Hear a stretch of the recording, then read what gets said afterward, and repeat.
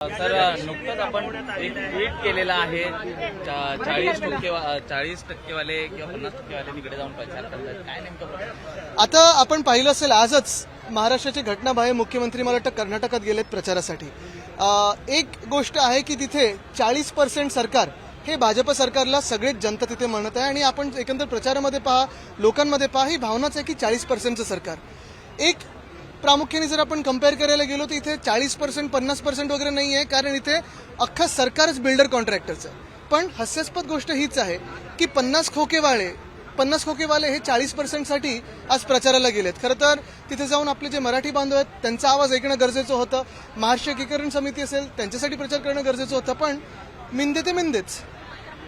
एकूणच आपण पाहतोय बारसूमधील नागरिकांचा रोष हा प्रचंड पाहतोय, मात्र सरकार कुठेही चर्चेला सामोरे जात नाही आहे असा देखील आरोप आहे. कुठेही सरकार चर्चेला जाणार नाही. मुळात सरकार हे स्वतःसाठी बसलेलं आहे. जसं मी सांगितलं की आज देखील घटनाबाह्य मुख्यमंत्री जेव्हा कर्नाटकात होते तेव्हा महाराष्ट्राचा विचार करणं गरजेचं होतं, पण स्वतःची खुर्ची वाचवण्यासाठी त्यांच्या बॉसेसचं ऐकून आज कर्नाटकात ते प्रचारासाठी गेले. जसं मी सांगितलं 50 खोके आणि 40% हे एकमेकांकडून काय शिकतील हे आज ऐकण्यासारखं राहील. पण महत्वाची गोष्ट हीच आहे, आपण पाहत असाल बारसूमध्ये देखील काल उद्धव साहेब जेव्हा बारसूमध्ये होते त्यांनी देखील तिकडच्या अधिकाऱ्यांनी सांगितलेलं आहे की माणुसकीचा धर्म पाळून तिथे वागणं गरजेचं लोकांसोबत. उगाच लाठीचार्ज असेल, अश्रुधूर असेल, जसं काल बारसूचा विषय तसा मी काल पुण्यात होतो, वेताळ टेकडी असेल, रिव्हरफ्रंट डिस्ट्रक्शन असेल, हे सगळेच विषय आपण पाहतोय की एकंदर सगळीकडे हुकुमशाहीची राजवट आपल्याला दिसायला लागलेली आहे. कुठेही लोकांचं ऐकून घेणं हे सरकारच्या मनात नाहीये. बारसूचा विषय जर चर्चेने सुटला नाही तर पुढचं पाऊल हे काय असणार आहे? मला वाटतं पहिलं चर्चा तर करावी, कारण हे सरकार किती दिवस टिकेल हे एक पहिली गोष्ट राहिली. दुसरी गोष्ट म्हणजे जे सरकार आमच्या महाराष्ट्रात फिरायला पाहिजे होतं, शेतकऱ्यांच्या बांधावर जायला पाहिजे होतं किंवा बारसूमध्ये जायला पाहिजे होतं किंवा पुण्यात जाऊन वेताळ टेकडी असेल, रिव्हरफ्रंट डेव्हलपमेंट असेल, अजनी वन नागपूरमध्ये असेल, ह्याच्यावर तिकडच्या स्थानिक जनतेबरोबरची चर्चा करायला पाहिजे होती. आपण बघताय की प्रचारामध्ये व्यस्त आहे, म्हणून सामान्य जनतेचे प्रश्न ऐकून न घेणं आणि प्रचारात व्यस्त राहणं हे आजचं धोरण दिसतं. वज्रमूठ सभेवरनं देखील प्रश्न उपस्थित होत आहेत. वज्रमूठ सभा ही संपलेली आहे, यापुढे कुठली वज्रमूठ सभा ही होणार नाही महाविकास आघाडीची असे आता विरोधक म्हणू लागलेले आहेत. आता विरोधकांना एवढा धक्का बसलेला त्या वज्रमूठ सभेचा की त्यांच्या मनात ही कदाचित इच्छा असावी, पण वज्रमूठ सभा ही उन्हाळ्याच्या नंतर, कारण आपण पाहिलं असेल जे खारघरमध्ये झालं, एकदम ढिसाळ नियोजन ज्याच्यामुळे होतं, कदाचित घटनाबाह्य मुख्यमंत्र्यांची वेळ असेल, काही असेल, त्यांनी स्वारींवरच ढकलून दिली जबाबदारी. तरी देखील जे काही घडलं तिथे तसं कुठेही घडू नये म्हणून आम्ही उन्हाळ्यात ते सभा पुढे ढकललेले आहेत. उद्धव साहेब बारसू येथे गेले होते आणि यानंतर आता राज ठाकरे असतील, मुनगंटीवार असतील, ते देखील सवाल उपस्थित करत आहेत. पक्षाची नक्की तुमची भूमिका काय आहे? कारण की आमदार एक वेगळं बोलतात. बिलकुल नाही. काल आपण आमदारांना देखील पाहिलं असेल, ही भूमिका स्पष्ट आहे की नाणार जेव्हा तिकडच्या लोकांना नको होता, आपलं सरकार आलं महाविकास आघाडीचं आणि आपण जनतेचं ऐकून नाणारला तिथून हलवलं. तसंच नंतर महाराष्ट्रातून रिफायनरी जाऊ नये म्हणून एखादा प्रयत्न करत होतो, त्याच्यात जर तिकडच्या स्थानिक जनतेला पटलं तर बारसू म्हणून बारसूसाठी पत्र लिहिलेलं. MIDC असेल किंवा प्रोजेक्ट प्रॉपोनंटला आमची अट हीच होती की पहिलं जाऊन तिकडच्या स्थानिक नागरिकांना प्रोजेक्ट काय आहे, प्रकल्पामध्ये काय काय तिथे होणार आहे, प्रदूषण होणार की नाही हे समजून सांगावं. जनतेला जर पटलं तर ठीक आहे, पण काल जसं उद्धव साहेबांनी देखील सांगितलेलं आहे की गुजरातबरोबर एक डील करूया आपण. गिफ्ट सिटी असेल म्हणजे इंटरनॅशनल फायनान्शियल सेंटर असेल किंवा वेदांता फॉक्सकॉन असेल, ते महाराष्ट्राला द्या आणि रिफायनरीचा प्रोजेक्ट गुजरातला आनंदात घेऊन जा. सर दुसरा एक महत्वाचा प्रश्न असा आहे की संजय राऊत हे राष्ट्रवादीत प्रवेश करणार आहेत किंवा त्यांच्या संपर्कात असल्याचा आरोप आता नितेश राणे. त्याच्यावर कधी कोण बोलतं का? आवाज हास्यादी नसलं तरी जाऊ दे ना, सोडून दे. महाराष्ट्रातील अनेक विद्यार्थी आहेत ते मणिपूरमध्ये अडकलेले आहेत. कसं पाहता? मणिपूरची एकंदरीत स्थिती बघितली तर चिंताजनक आहे. शूटर साईडच्या परवा मी ऑर्डर्सबद्दल ऐकलं, काय नक्की होतं तिथे ते लोकांसमोर येत नाही, पण हा हिंसा तिथे चाललेला आहे हा आपल्याच देशात धक्कादायक आहे आणि कुठेही असून ते कमी होताना दिसत नाहीये. त्याच्यात आपले महाराष्ट्राचे विद्यार्थी असतील आणि इतर वेगळ्या राज्यांचे विद्यार्थी असतील, हे सगळेच अडकलेले आहेत. सामान्य नागरिकांचे हाल होत आहेत, ते कुठेतरी त्याला सुटका देणं गरजेचं आहे. आजचा आपला एक महाआरोग्य जो शिबिराचा कॅम्प आज शेवटचा आहे, यानंतर डोर टू डोर आपण जाणार आहात. मात्र दुसरीकडे याच वरळी मतदारसंघात आता शिंदेकडनं देखील मातोश्री कॅम्प हा आरोग्याचा चालू केलेला आहे. कसं पाहता? ते पण नाव चोरलेलं आहे. म्हणजे जसं मी सांगितलं तर ठाकरे आडनाव पण ते लावायला लागतील कदाचित, पण कारण स्वतःचं जे काय ते दाखवायला लाज वाटते त्यांना. पण मुळात एकच आहे. आपण पाहिलं असेल की आमचे हे कॅम्प्स गेले 4 आठवडे म्हणजे आलटून पालटून ऑल्टरनेट संडेज आम्ही घेत आहोत.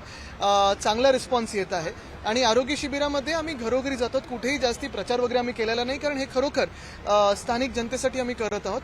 तसंच पुढे गेल्यानंतर काही फिवर क्लिनिक्स वगैरे आम्ही प्लॅन केलेले आहेत. खेळाचे काही स्पोर्ट्समध्ये आम्ही काही कॅम्प्स प्लॅन केले, हे चालू असतं माझ्या मतदारसंघात. पण घटनाबाह्य मुख्यमंत्र्यांना मी आमंत्रण दिलेलंच आहे की चला इथून तुम्ही लढा, नाही तर मी ठाण्यातून लढतो. आदित्य जी हिंदी में एक बार बताइए, सी में है वहाँ चुनाव प्रचार के लिए गए हुए हैं, उस पर आपका रिएक्शन?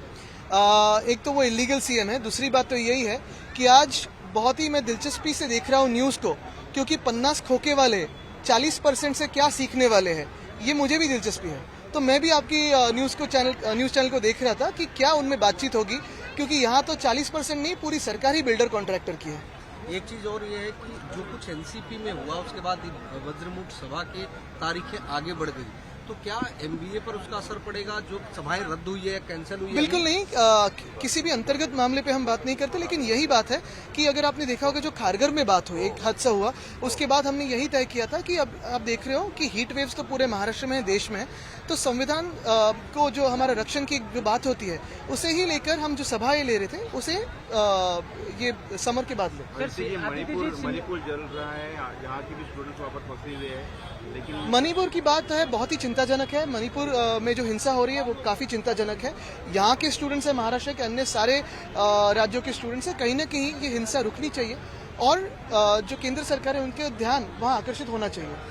आज सीएम का भी एक बयान आया है, आदित्य जी अभी सीएम का भी एक बयान नहीं, हमारे जो यहाँ के जो इलीगल सीएम है वो कर्नाटका में प्रचार करने जाते हैं, दिल्ली में अक्सर जाते हैं, कभी असम में जाते हैं, हर एक राज्य में जहाँ जहाँ ऊपर के बॉस बोलते हैं वहाँ जाते हैं, क्योंकि वो कुर्सी के पीछे है.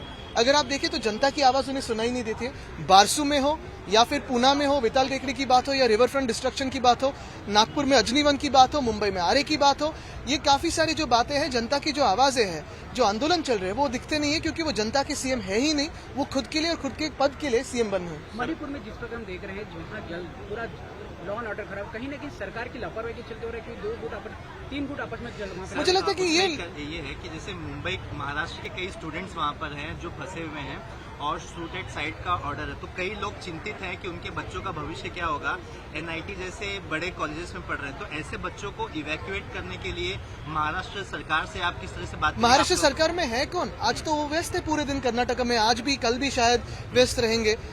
पूरा देश अगर आप देखें तो कर्नाटक के चुनाव में व्यस्त है. जो जिनकी जिम्मेदारी है वहाँ का हिंसा रोकने की, वो आज तो शायद कर्नाटक में होगी. लेकिन यही बात है कि महाराष्ट्र के जैसे वहाँ विद्यार्थी है और अन्य सारे लोग हैं, वहाँ की भी जनता जो है मणिपुर की, मुझे उनके बारे में भी आज चिंता है, क्योंकि वो भी इसी हिंसा के आप देख रहे हो कि बलि बन रहे हैं. यही डरावनी बात है, यही डर की बात है कि ये हिंसा कहीं ना कहीं अभी रुका नहीं, तो उसका आगे क्या हो सकता है, यही बात सोच. आदित्य जी अभी एक बयान आया है सीएम का, उसमें उन्होंने कहा कि उन्होंने कौन से सीएम? यहाँ के एकनाथ शिंदे सीएम या दूसरे सीएम, डीसीएम? नहीं, एकनाथ शिंदे का बयान आया है. उनका ये कहना है कि मणिपुर में जो छात्र फंसे हुए उसके लिए चीफ सेक्रेटरी को बोला गया है, चार्टर्ड प्लेन के जरिए छात्रों को लाया जाए, और साथ ही साथ उन्होंने वहाँ के छात्रों से बात भी की है, जिसमें वो खुद बता रहे कि छात्र डरे हुए. क्या इस मामले में महाराष्ट्र मैं सरकार उनसे की यही देरी से उठाया गया कदम? नहीं, मैं उनसे यही विनती करूंगा. क्या है कि मिंदे सरकार को लोग भगाने की एक आदत है. अगर आपने देखा होगा तो 40 लोग यहाँ से कैसे भगा कि सूरत लेके गए, गुजरात लेके गए, गुवाहाटी लेके गए. तो यही यंत्रणा का इस्तेमाल करें जैसे उन्होंने किया था, और वहाँ के जो फंसे लोग हैं उनकी मदद करें. लेकिन आप देखें तो अगर यही एक सीरियस बात है कि आज भी उन्होंने कहा है कि चीफ सेक्रेटरी को कहाँ गया है. चीफ सेक्रेटरी साहब और सारी जो हमारी यंत्रणा है वो तो काम कर रही है, लेकिन अगर आप देखें तो सीएम साहब तो व्यस्त है. सीएम साहब प्रचार में व्यस्त है. सीएम साहब को बारसू के बारे में बात करने के लिए वक्त नहीं है. सीएम साहब को अजनीवन हो, आरे हो, रिवर फ्रंट डिस्ट्रक्शन हो पुणे का, इसके बारे में जनता से मिलने के लिए वक्त नहीं है, क्योंकि आज वो प्रचार में व्यस्त है. वैसे ही मणिपुर में जो हमारे बच्चे वहाँ फंसे हुए हैं, हमारे जो दोस्त फंसे हुए हैं या जो विद्यार्थी फंसे हुए हैं, उनके बारे में भी चिंता है. लेकिन आज मुख्यमंत्री के दौर पे वो तो व्यस्त है. संजय राउत को लेकर नीतीश राणे का एक बयान आया है, ये कहा जो उनके लगातार आज वर्ल्ड आफ्टर दे, लेकिन ऐसे बयानों को ज्यादा ध्यान न दे. संजय राउत एनसीपी जाने की पूरी तयारी में, उनके सूत्रांनी कन्फर्म किया है उनको. और शिवसेना काय की ज्या लोकांचा पगार आमच्यावर टीका करून मिळतो त्यांना त्यांचा पगार मिळू दे ना, बोलत राहू दे रोज. एबीपी माझा, उघडा डोळे बघा नीट.